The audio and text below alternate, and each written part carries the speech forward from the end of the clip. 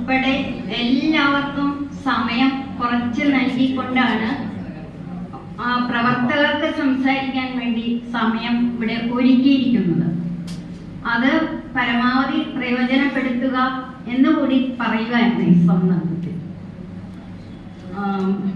ഞാൻ സുകുമാരൻ സാറിനെ മനസ്സിലാക്കിയിടത്തോളം അദ്ദേഹം ഏതെങ്കിലും ഒരു വിഷയം കയ്യിൽ കിട്ടിയാൽ ഗഹനമായി പഠിക്കുകയും അത് ജനോപകാരപ്രദമായ കാര്യമാണെന്ന് മനസ്സിലാക്കിയാൽ അത് നടപ്പിലെത്തുവാൻ മുന്നിലെ പ്രതിബന്ധങ്ങളെല്ലാം തരണം ചെയ്ത് മുന്നോട്ട് പോകുന്ന ഒരു ദീർഘവീക്ഷണത്തോടെ മുന്നോട്ട് പോകുന്ന ഒരു വ്യക്തിയെയാണ് നമുക്ക് സുകുമാരൻ സാറിന്റെ പ്രവർത്തനങ്ങളിൽ നിന്നും മനസ്സിലാക്കാനായിട്ടുള്ളത്.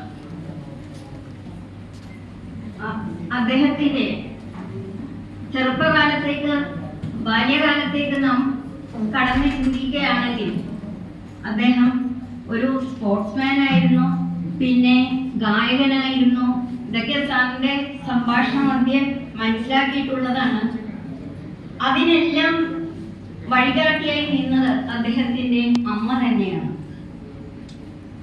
പിന്നീട് അദ്ദേഹത്തിന്റെ തൊഴിൽ പരമായ കാര്യം ചിന്തിക്കുകയാണെങ്കിൽ നല്ലൊരു അധ്യാപകനായി പള്ളുരുത്തി സ്കൂളിൽ ചേർന്നു ജോയിൻ ചെയ്തു. അതിനുശേഷം അഭിഭാഷകനായി, അവിടെയും അദ്ദേഹം പ്രശസ്തനായ ഒരു അഭിഭാഷകനായിരുന്നു.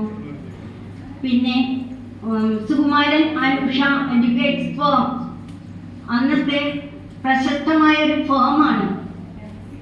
അതും